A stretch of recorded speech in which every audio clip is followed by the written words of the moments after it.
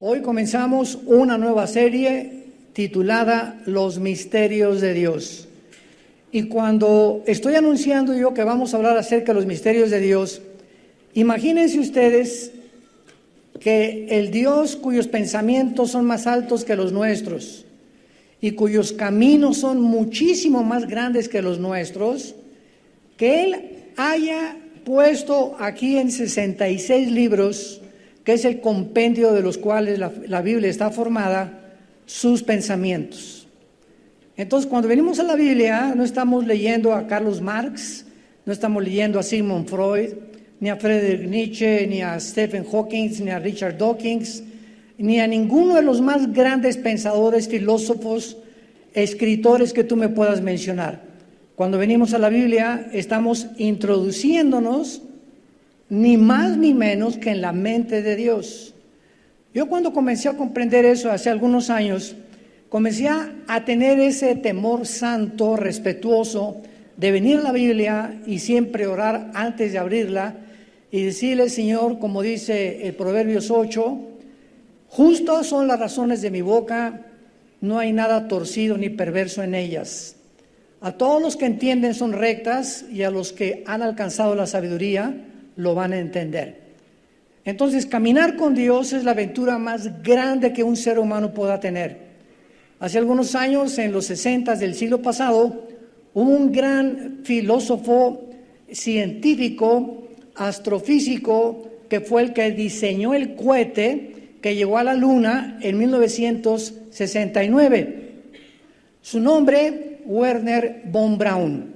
Él era un alemán nacionalizado norteamericano y todos los días ahí en la NASA, Wernher von Braun tenía estudios de la Biblia con todos los ingenieros, astrofísicos, astrónomos, etcétera, etcétera, que compusieron y estuvieron en este proyecto tremendo cuando el hombre pisó la Luna. Y él escribió las siguientes palabras y dijo: caminar con Dios es la aventura más grande que un hombre pueda tener. Conocer a Dios, el más delicioso de los afectos, y entender a Dios, el misterio más grande del pensamiento humano. Así que pienso que la mayor parte de ustedes que nos están escuchando son cristianos, pero hay cristianos de diferentes niveles.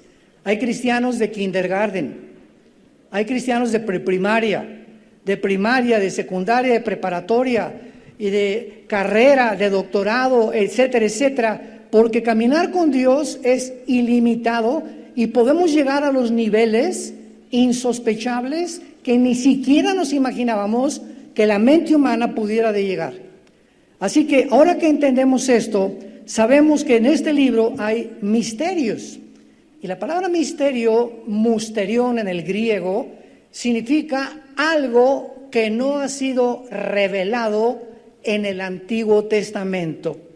O sea, en el Antiguo Testamento entramos a un mundo de guerras, de un tabernáculo, de ofrendas, de sacrificios, que el sacerdocio levítico, lo impresionante de los primeros capítulos del Génesis, donde se nos describe la creación humana, la diferencia entre nosotros y los animales.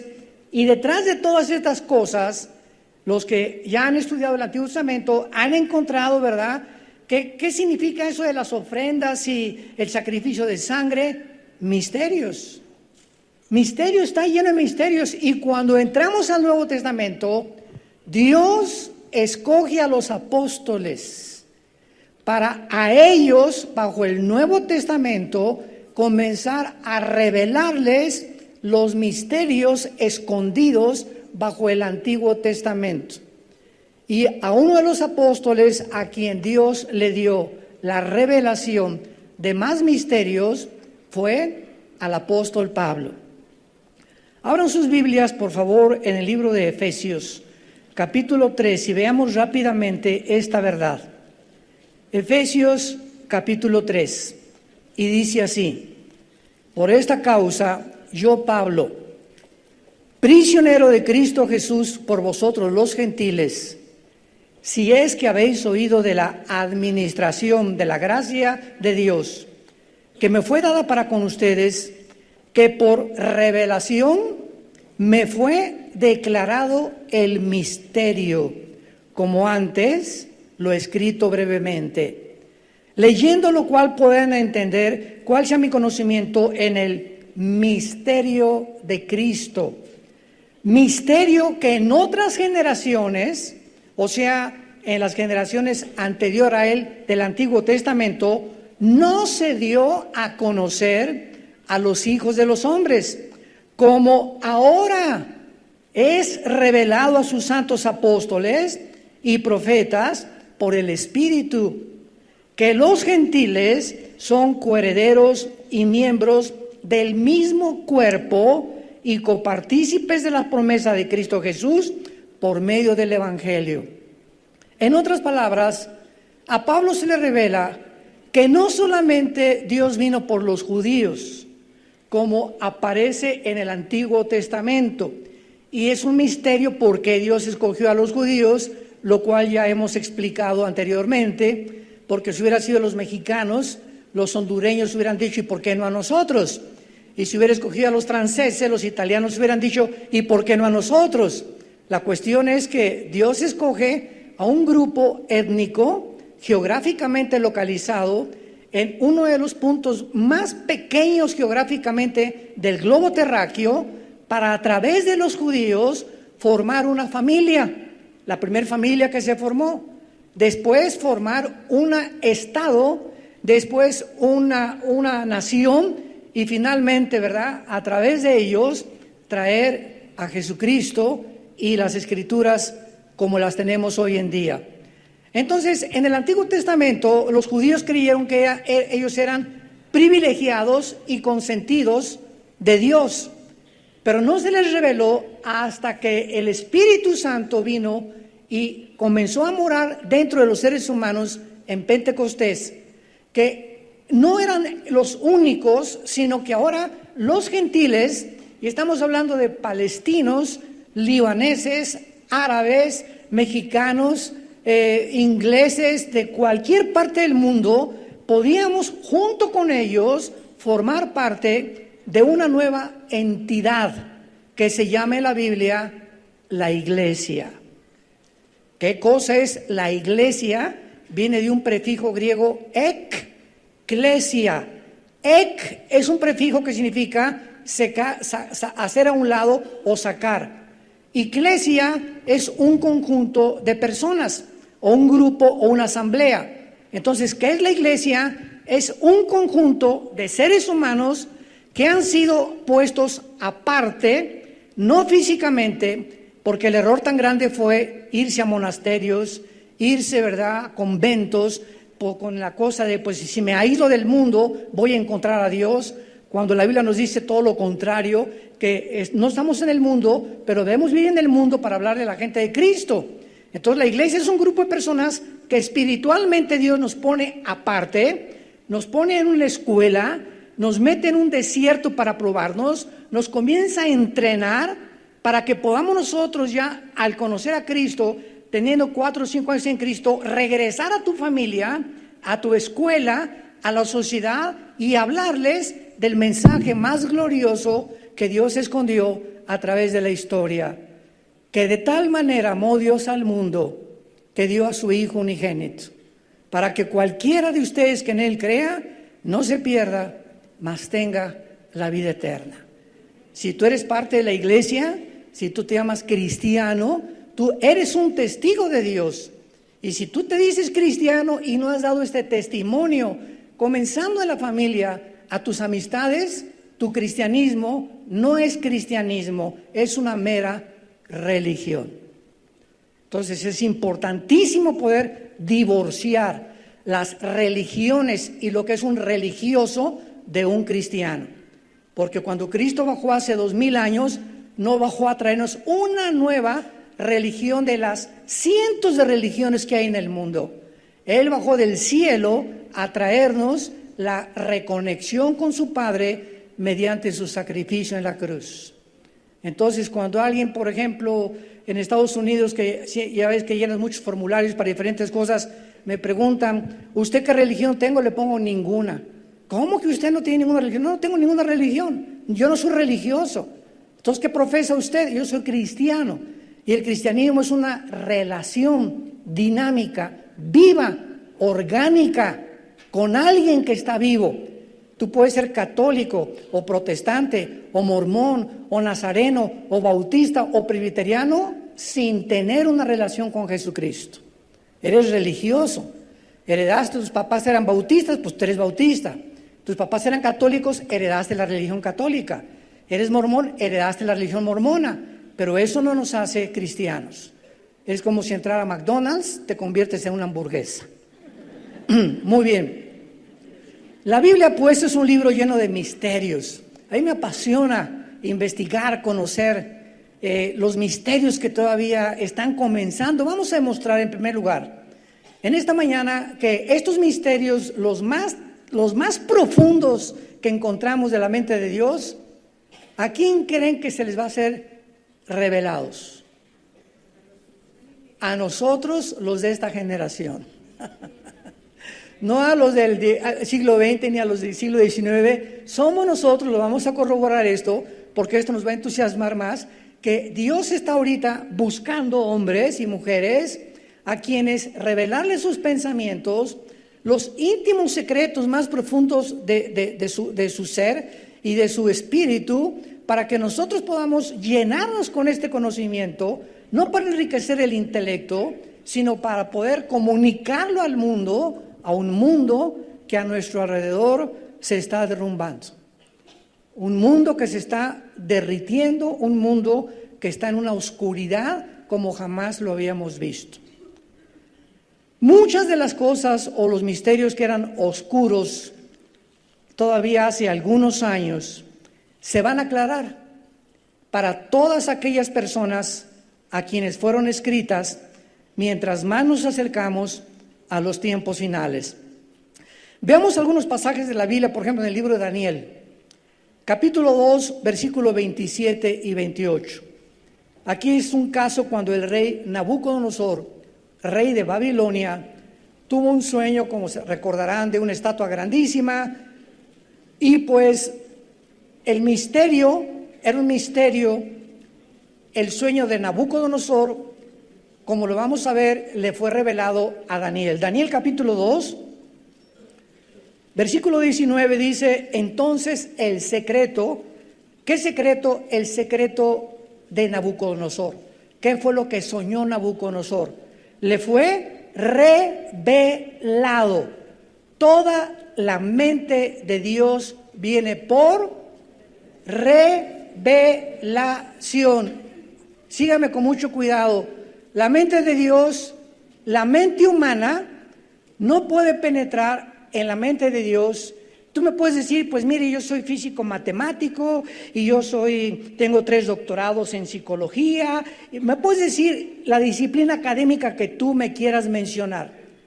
Si tú quieres conocer a Dios, no lo vas a conocer ni mediante tu intelecto, ni por medio de la investigación científica.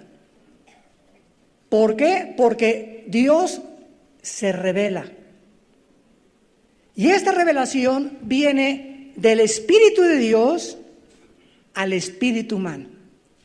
Entonces, si tú no tienes al Espíritu de Dios y eres una persona muy inteligente, eres una persona que has obtenido los mejores grados en tu universidad o escolaridad, no te sirve para venir a la Biblia. Por eso la mayor parte de los ateos vienen a la Biblia y ¿qué hacen? Por no entender la mente de Dios, la atacan. Tiene contradicciones.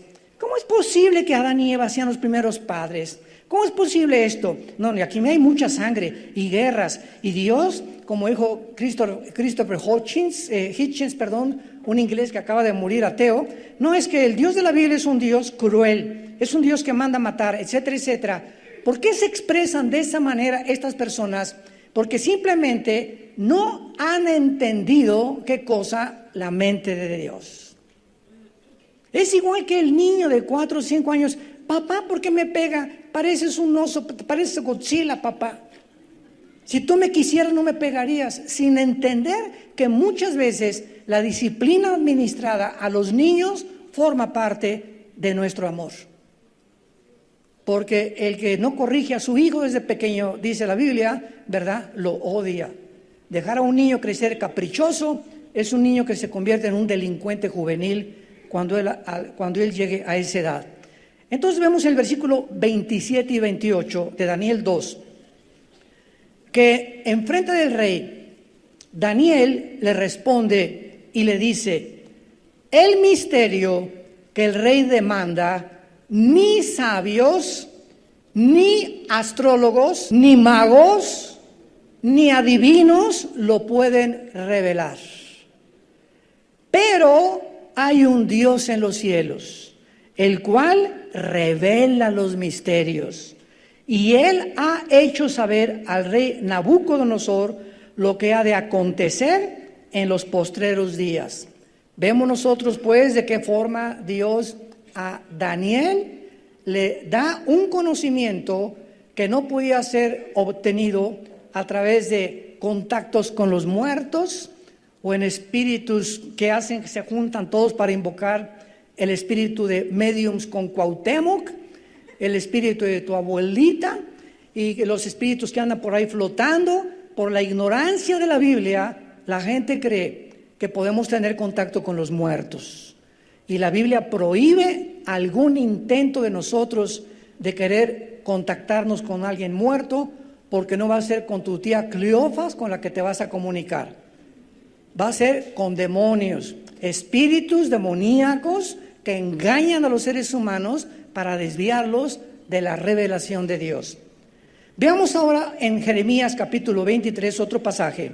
Jeremías capítulo 23, versículo 20, que dice así, Jeremías 23, 20. No se apartará el furor de Jehová hasta que lo haya hecho, y hasta que haya cumplido los pensamientos de su corazón.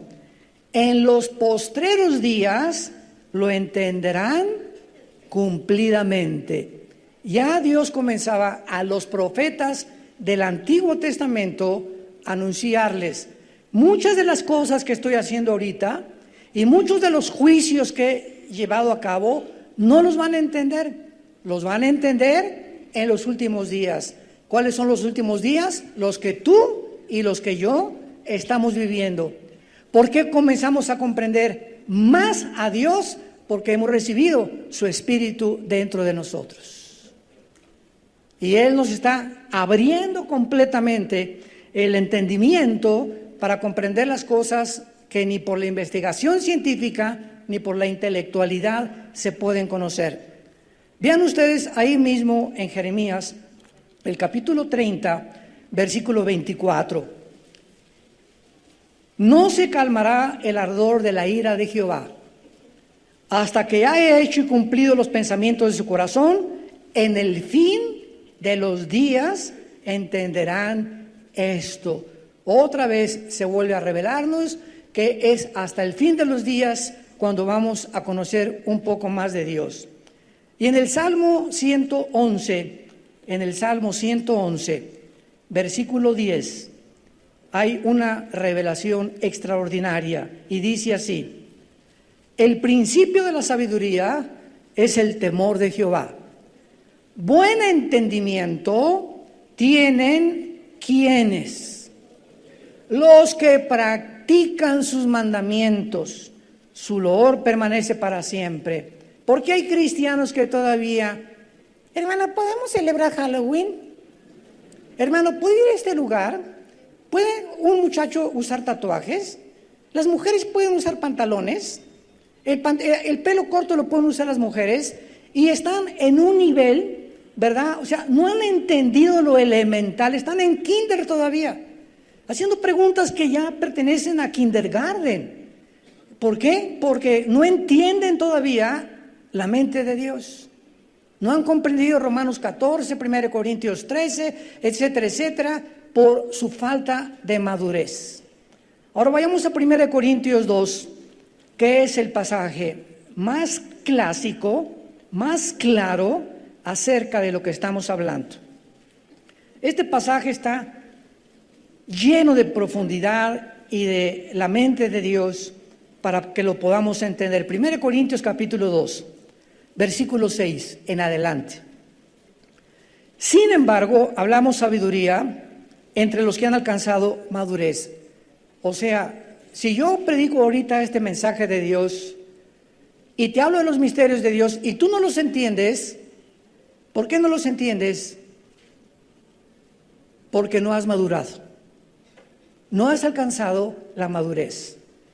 A un niño de 5º año de primaria, trata de enseñarle álgebra integral. O a un niño de 6º año de primaria, trata de enseñarle cálculo diferencial.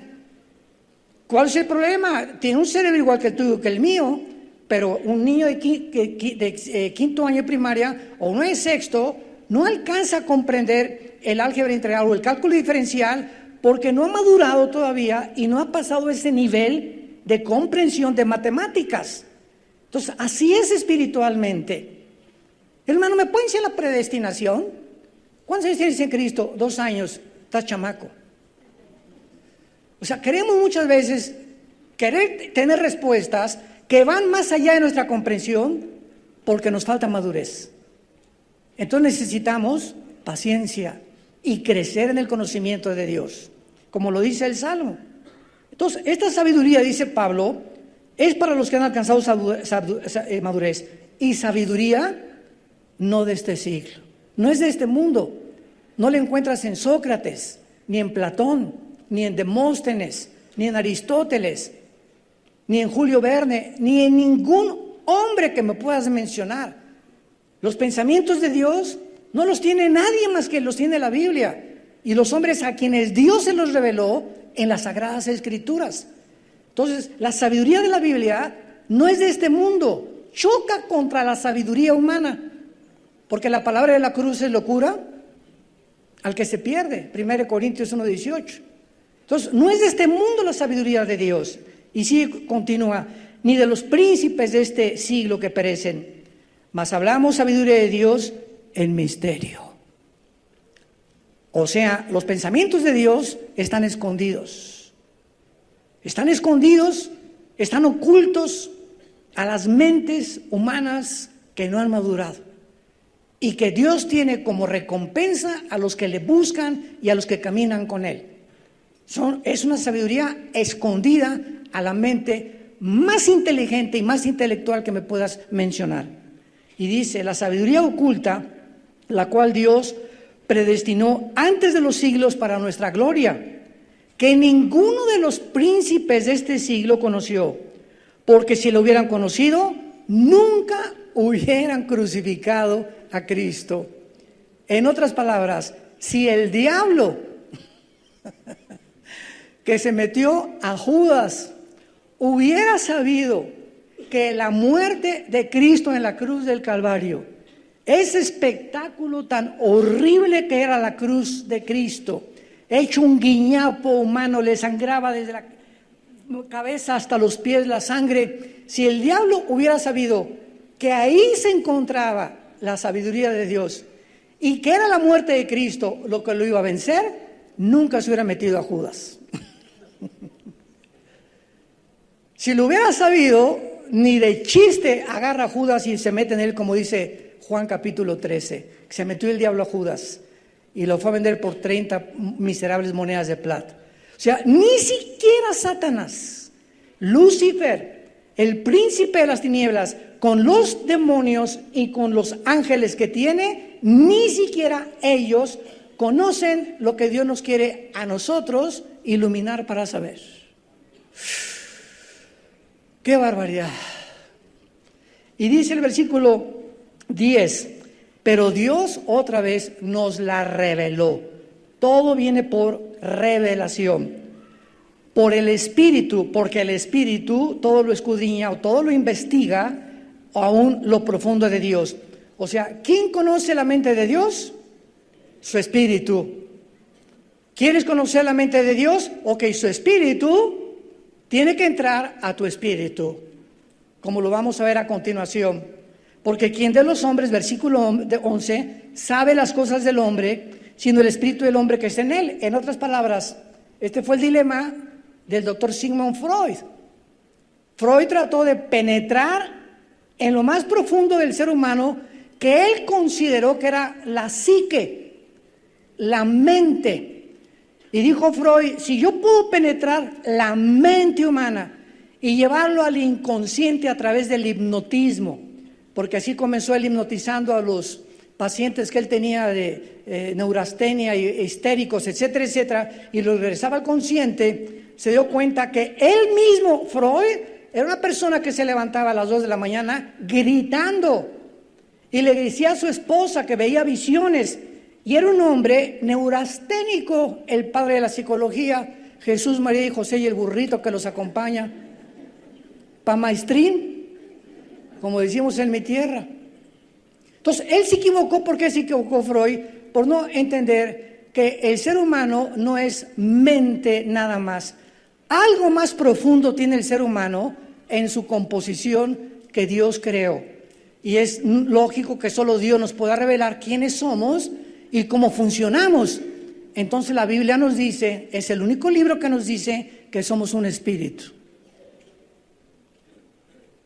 Y lo puedes apuntar. Soy un espíritu, tengo un alma, o sea, la mente, y vivimos dentro de un cuerpo.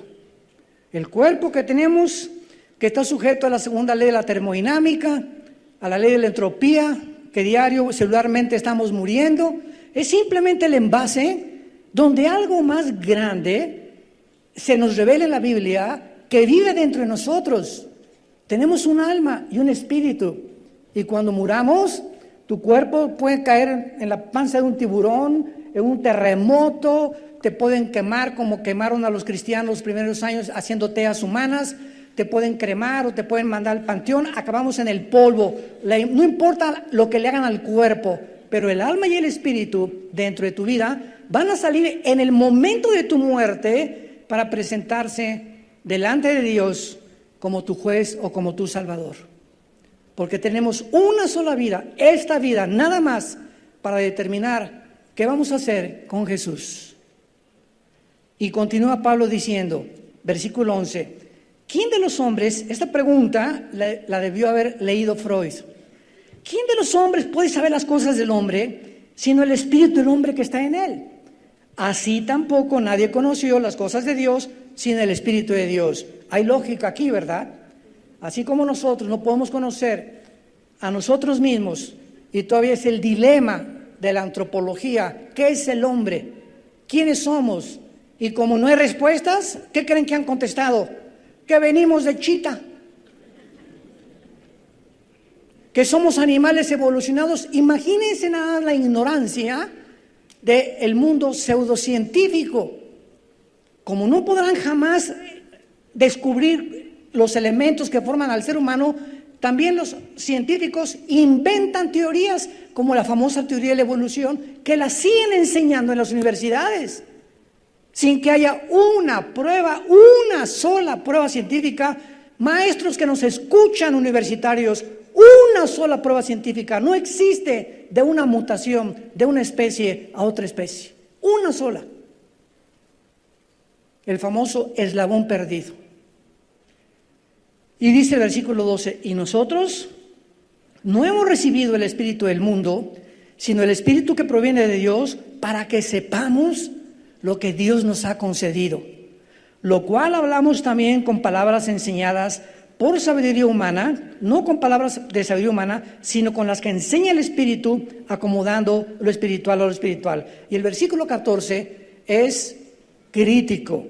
El versículo 14 es importantísimo y nos da la respuesta por qué las personas ilustradas intelectualmente, premios Nobel de medicina, de matemáticas, de física, ateos, inteligentísimos en su filosofía, porque estas personas no pueden entender la mente de Dios. Y dice así, pero el hombre natural, que es la persona que no tiene el Espíritu Santo, no percibe o no recibe las cosas que son del Espíritu de Dios. ¿Por qué? Porque son locura para ellos. Ahí está. Son locura. La cruz, Adán y Eva, las guerras de la Biblia, la forma como se comporta Dios en la Biblia, las revelaciones de la Biblia, son locura. Y la mayor parte, el 98% de los ateos, hace poco murió uno de los más grandes ateos, Christopher Hitchens, Tengo varios debates de él en videos, los puedes ver con cristianos. Y Hitchens murió de cáncer a los 60 y tantos años de edad en Inglaterra. Y él escribió un libro diciendo que él creía, porque le preguntaron por qué no creía en Dios, por qué se volvió ateo. Y él dijo lo siguiente: porque las religiones son el veneno del mundo. Así lo dijo él. Antes que él, otro revolucionario comunista, Lenin, en 1920, cuando inició la revolución bolchevique, Lenin usó esta frase: la religión es el opio de los pueblos. Yo a Lenin y a Hitchens les digo amén y amén. Así es. Y Hitchens decía, es que vean ustedes lo que la religión hace. Los 19 musulmanes radicales en el año 2001, el 11 de septiembre, se fueron contra las torres de Nueva York, dice Hitchens en su libro, porque ese es el radicalismo de las religiones. Estaban fanatizados, y ¿cómo pueden llamarle una religión cuando se van contra las torres? Eso es lo que hacen las religiones, dijo él. Y también dijo, miren lo que hizo la Iglesia romana, la Iglesia católica. Durante casi 300 años, la Inquisición con Torquemada en España mataron a más de 300,000 seres humanos porque no obedecían al Papa. Los destazaron, les sacaron las uñas, les cortaron el pelo, los quemaron vivos en la famosa Inquisición. Y después dice Hitchens, ¿qué hizo la Iglesia Católica en Jerusalén? Mandó en los cruzados, en la época de las cruzadas, mandó a todo un ejército encabezado por San Ignacio de Loyola. Le pusieron San Ignacio, era un santo, para matar a todos los musulmanes y sacarlos de Jerusalén. Entonces, estos ejemplos de la historia, de lo que ha hecho la religión, tienen toda la razón, pero no es la religión la que Jesús nos vino a traer lo que Él es con su Padre y la relación que podemos tener con Dios. Cuando yo estaba explicando esto en una universidad hace algunos años, un estudiante se paró y me dijo, bueno, pero ¿qué acaso cuando habla usted de religión o cuando los periodistas? Entonces, sí, ignorancia tremenda. Y cuando los noticieros de televisión dicen, la religión cristiana, ¿qué no siempre que se menciona religión se une con la palabra Dios? Y le dije, miren nada más cuánta ignorancia. El budismo es una religión atea. ¿Atea? Así es. El budismo es una religión atea. ¿Y por qué se considera una religión cuando es atea? En otras palabras, el comunismo, la ideología comunista, está considerada también una religión, una ideología de izquierda. Y es atea, materialista, humanista, y sintoístas, si es que se van al oriente. Pero entonces no necesariamente cuando hablamos de religión hablamos de Dios. Cuando nosotros vamos a presentar esta información y esta revelación a las universidades, siempre los directores nos han dicho, oiga, doctor Alducin, usted viene a hablarnos de religión porque usted trae la Biblia. Le digo, ¿quién le dijo a usted que la Biblia es un libro religioso? Es que habla de Dios. Y pues el budismo también habla de Buda y está clasificado en la Enciclopedia Británica como una religión y es atea. Los hindúes traían millones de dioses. El comunismo no habla de Dios y es considerado una religión. ¿A qué me dice usted que la Biblia es un libro religioso? La Biblia, le contesto, es el documento histórico, el primer libro en haber sido impreso en la imprenta de Gutenberg. El libro que contiene los registros más antiguos de física, de genética, de biología, antropología, paleontología, química, psicología, psiquiatría y la disciplina académica que tú me quieras mencionar. Y se quedan así, ¿de veras? ¿No son leyendas? Cabeza de pera. ¿Por qué se expresan así? Por ignorancia. Fue lo que oyeron. En el noticiero una persona dijo esta, o un comentarista dijo esto, o sus maestros ateos en la universidad, es lo que le enseñan a los alumnos. La ignorancia, Jesús dijo, por la falta de conocimiento, mi pueblo va a morir. Y Jesús dijo, cuando tú conozcas la verdad, esta verdad que se encuentra en Jesucristo, te hará libre.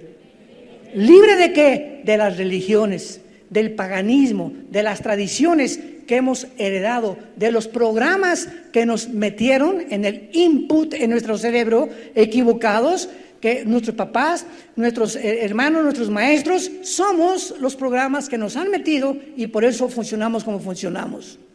Tú eres lo que eres porque así eres en tu corazón. Tu filosofía dicta completamente tu psicología y tu psicología tu conducta. Muy bien, veamos ahora dos ejemplos de estos misterios en el Nuevo Testamento que en el Antiguo Testamento no se conocieron. Uno, la iglesia, como ya lo acabamos de mencionar. No lo hicieron porque no les fue revelado ni a Jeremías, ni a Daniel, ni a Habacuc, ni a Amós, ni a Zacarías, etcétera, etcétera. Nadie en el Antiguo Testamento sabía que iba a venir un grupo o una entidad nueva llamada la iglesia. Y nosotros vemos que fueron los apóstoles los que lo pudieron entender. Y lo podemos comprobar porque en Hechos 1:6, cuando ya Cristo está ascendiendo a los cielos, ¿cuál fue la última pregunta que estos cabezones le hicieron a Cristo? Y hubiéramos estado nosotros en la misma posición.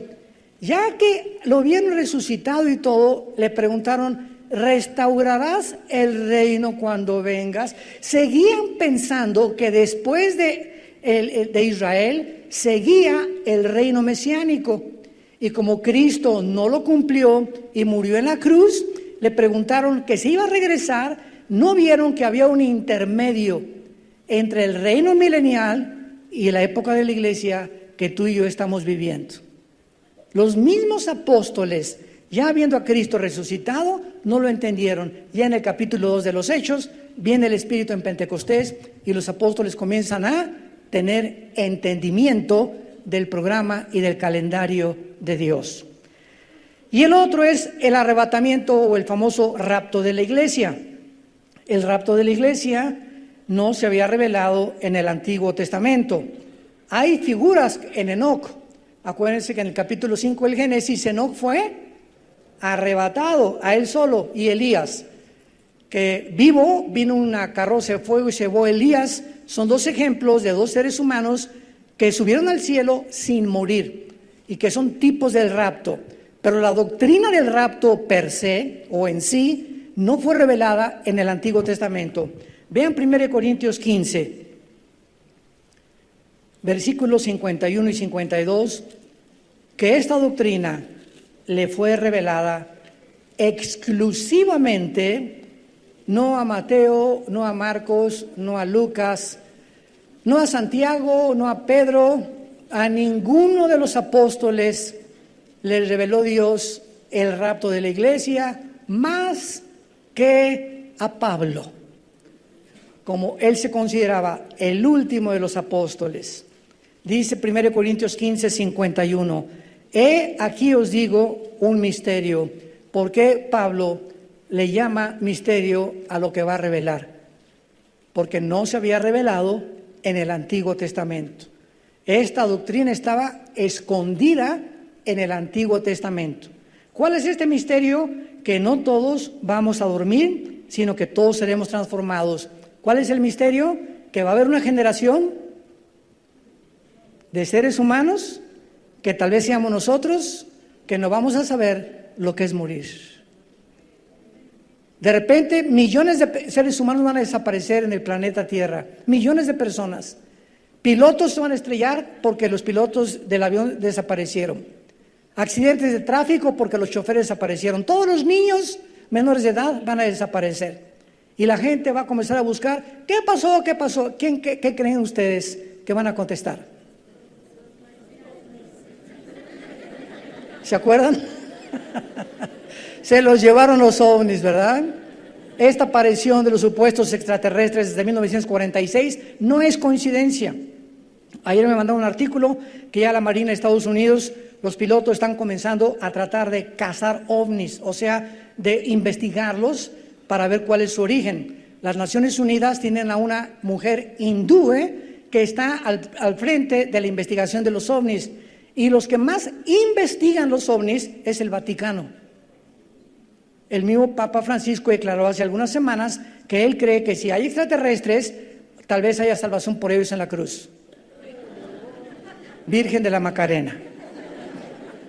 Bueno, dice así, este es el misterio, no todos vamos a dormir. La Biblia le llama dormir a la muerte, pero todos seremos transformados. En un momento, en un abrir y cerrar de ojos, a la final trompeta, porque se tocará la trompeta, los muertos serán resucitados incorruptibles y nosotros, o sea, los que estemos vivos, seremos transformados. Esta verdad también la explica en 1 Tesalonicenses 4, del 16 al 17, que los muertos primero que murieron en Cristo van a resucitar antes que nosotros, y cuando ellos resuciten, ahí vamos detrás de ellos nosotros, dejaremos la pura ropa en el suelo. El cuerpo se deshará, nuestro espíritu y nuestra alma se saldrá de nosotros y nos iremos. Jesús nos está esperando en el aire para llevarnos con Él y regresar con Él en su segunda venida antes de establecer su reino milenial. Muy bien, ahora veamos nosotros algunos pasajes rápidamente claves que nos hablan acerca de los misterios que Cristo fue el primero en comenzar a revelarlos. Mateo capítulo 3. ¿Recuerdan ustedes que todas las parábolas, todos los cuentos, como le llama mucha gente, de Cristo, se le llamó parábolas?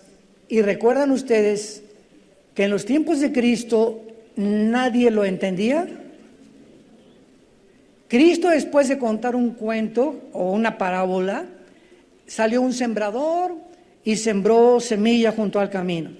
Una semilla se cayó junto al camino y vinieron las aves y se llevaron la semilla.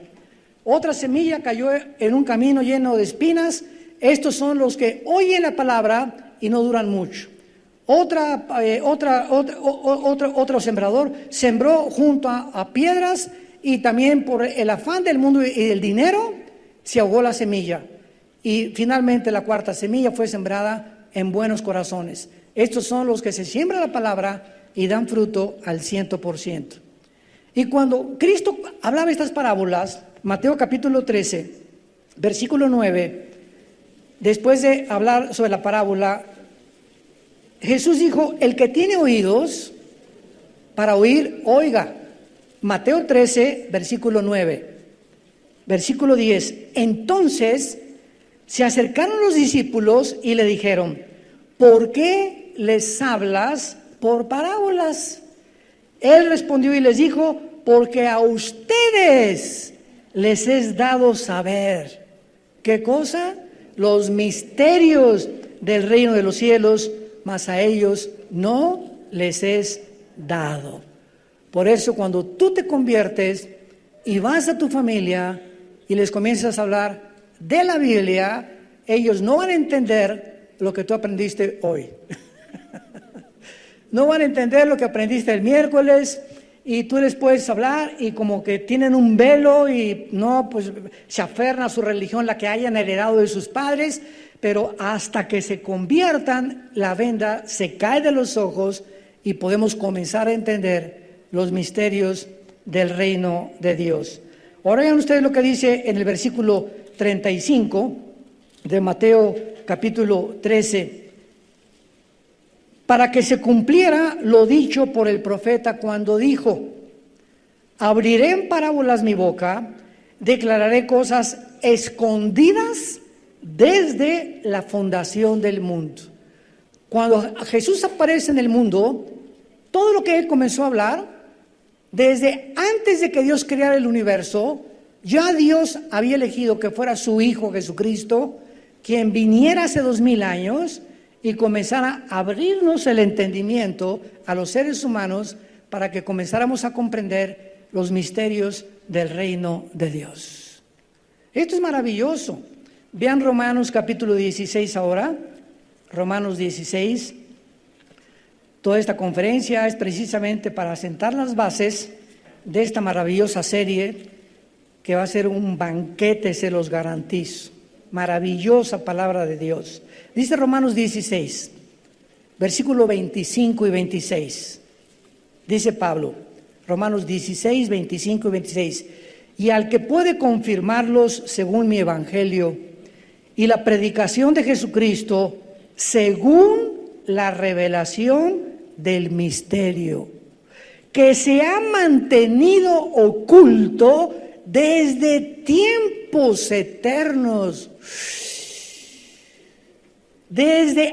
Ni los ángeles que fueron antes que nosotros, Dios tenía guardada este conocimiento, esta sabiduría para la iglesia, para nosotros. Y tú leyendo en las mañanas el Calimán, acostándote con las telenovelas, buscando y leyendo chatarra barata de periódicos y teniendo este libro maravilloso que no te imaginas lo que Dios quiere revelarte, pero por tu falta de consistencia y de disciplina, porque se necesita disciplina, Dios no puede premiarte revelándote sus pensamientos. Y entonces llega el momento, hermano, ¿con quién me casaré? ¿Será con Pancho o con Chencho?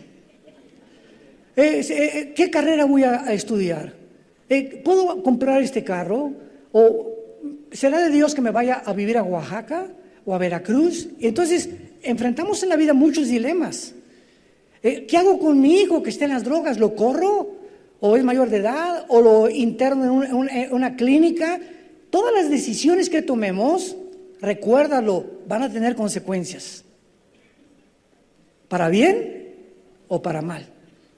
Entonces, si tú tomas una mala decisión, por ejemplo, de casarte con una persona equivocada, no te la vas a acabar. Te va a ir como en feria. ¿Por qué? Porque cuando tú tomaste esa decisión, no tenías la sabiduría de Dios. Lo que hiciste con tu matrimonio, lo hiciste porque o te divorciaste o te precipitaste porque no tenías la sabiduría para saber cómo resolver ese conflicto o qué decisión tomar. Cuando comenzaste a salir con esa muchacha, comenzaste a salir guiado por su cuerpo o por su cara o porque él tenía cara de Rambo. Y no por el hombre y la mujer que Dios quiere que sean llenos del Espíritu Santo, que sea el padre de tus hijos y la madre de tus hijos. Y así pasa en la vida. Todo lo cual nos tengamos que arrepentir. Y la amargura que ahorita tienes y el odio que el ser humano almacena en su alma y el rencor que tenemos es porque algo en nuestra vida pasada nos lastimó, nos herimos y le echamos la culpa a Dios. Y la madurez se alcanza cuando somos responsables y reconocemos que soy lo que soy ahorita y mi mente es lo que es porque yo mismo lo escogí y lo decidí.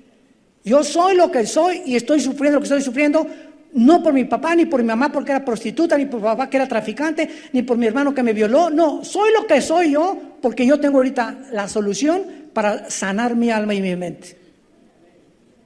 ¿Se acuerdan ustedes del cuento de la calabacita? Para terminar, estaba una calabacita chueca en el campo y pasó el granjero y comenzó a cortar todas las calabacitas y echarlas al fuego. Y entonces la calabacita chueca, cuando se acercó el granjero, le gritó: oiga, ¿por qué me echa usted al fuego? Yo no tengo la culpa de haber nacido chueca. Y el granjero le contestó: no te echo al fuego porque hayas nacido chueca, sino porque nunca quisiste enderezarte.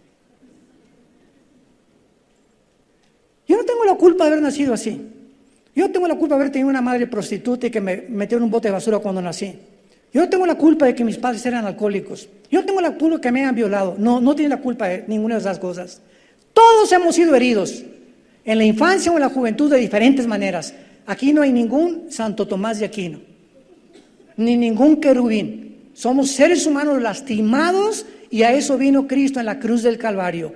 No tenemos culpa de nada, pero si te sigues victimizando, pobrecito de mí, como los perros cuando pobrecito de mí, ya tienes años victimizándote y de ahí no vas a salir. Mientras mantengas esa actitud mental, no hay solución ni medicina para tu vida. Tú tienes que reconocer: sí, estoy lastimado, estoy herido, no quiero mencionar a nadie en mi pasado, solo que en una cruz alguien murió que se llama Jesús y Él quiere entrar hoy a mi vida, hoy, ahorita, en este momento. y darme esa sanidad, esa medicina que mi alma necesita para convertirme en una nueva criatura.